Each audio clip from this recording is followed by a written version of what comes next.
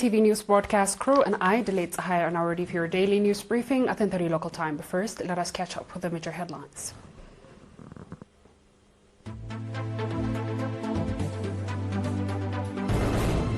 Eritrean delegation participates at TICAD 9 conference. Vocational training centers in Central Region.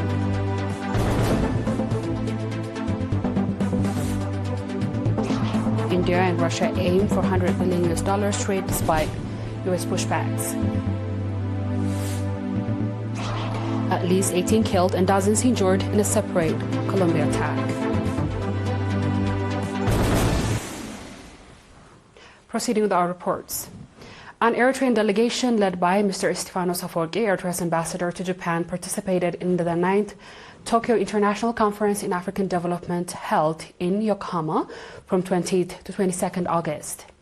Addressing the conference, Ambassador Stefanos stated that regional peace and security challenges currently facing the Middle East, the Horn of Africa and the Nile Basin countries are strategic concerns. He emphasized that this is also a crucial period for building a nation-state with economic strength, homegrown consent on human security, culture, politics, democracy and governance as a benchmark of growth. Underlining that people of the region deserve peace more than any other time in their history rather than wars and conflicts, whether covert or overt, Ambassador Stefanos stressed that it is imperative for 9th Tokyo International Conference on African Development to highlight and support future mutual efforts aimed at maintaining stability and prosperity in their strategic region.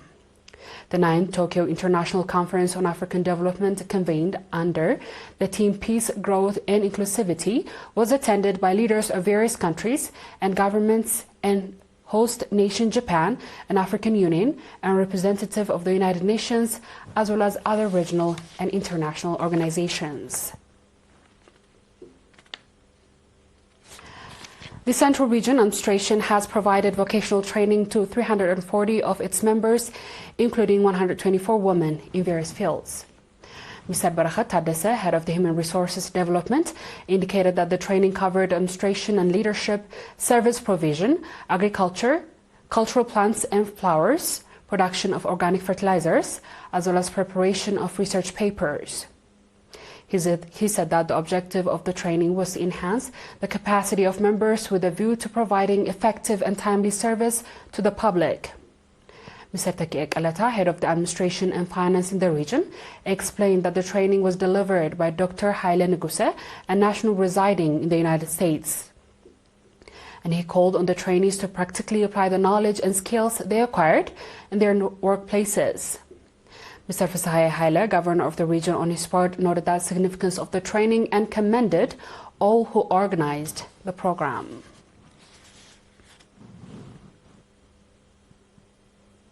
Straight ahead is our international news after a short break.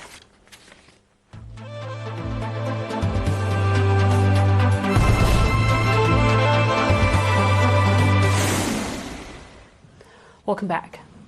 India has disclosed plans to increase its annual trade with Russia to $100 billion in 2030, despite U.S. opposition to growing cooperation between Moscow and New Delhi. Our bilateral trade is today at $66 billion. This is make the goal of reaching $100 billion by 2030 more than realistic. In his opening remark at the meeting, the Indian External Affairs Minister stated, "The global context of our meeting today is provided by evolving geopolitical situation, the shifting economic and trade landscape, and our shared goals is to maximize our complementarity." The Indian minister highlighted sectors such as drugs and pharmaceuticals, agriculture, textiles, arguing they could help address the current trade imbalance. The meeting also addressed steps to ensure the long-term supply of fertilizers. The minister noted that the Indian skilled workers in information technology, construction and engineering could meet a labor demand in Russia and deepen bilateral cooperation. He also emphasized the importance of energy cooperation through trade and investments. To enhance trade in India and Russia-led Eurasian Economic Union signed terms of reference in Moscow to launch negotiation on free trade agreement. Russia ranks as India's fourth largest trade partner, while India is Russia's second largest, with India running substantial trade scarcity since it began importing crude oil from long-standing partner. In 2024-2025, India's exports to Russia amounted $4.8 billion, whereas imports were $63.8 billion. On our last report, at least 18 people have been killed and dozens wounded in two separate attacks in Colombia, deepening the country's most serious security crisis in decades. 6 people died and more than 60 were injured after a count bomb exploded on a busy street in the western city of Cali in Colombia, according to authorities. Earlier on Thursday, a separate drone attack against the police helicopter killed at least 12 people in a rural area outside the northwestern city of Medellin. The attack, attributed to different rebellious factions of the now defunct Revolutionary Armed Forces of Colombia, FARC group, pose a fresh challenge to Colombia's fragile peace process ahead of election next year. In the wake of both attacks, the president and military leadership announced that they would lead Security Council meeting to define additional protection measures for citizens.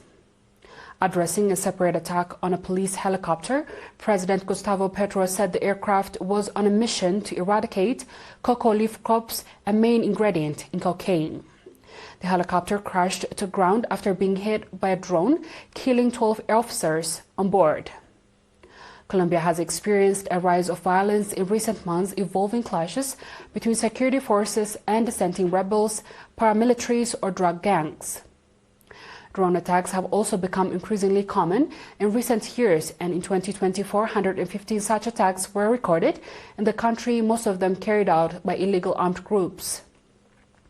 Last week, 3 soldiers were killed in a drone attack in the country's southwest, where explosive devices were dropped on members of the Navy and Army who were manning a checkpoint.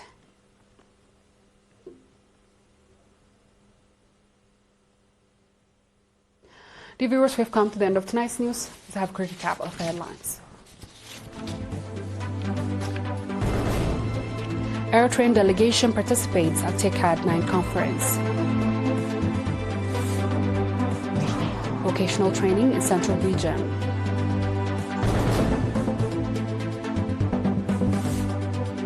India and Russia aim for $100 billion trade despite US pushbacks. And at least 18 killed and dozens injured in a separate Colombia attack. That wraps up our stories for tonight. Thanks for watching and have a good night.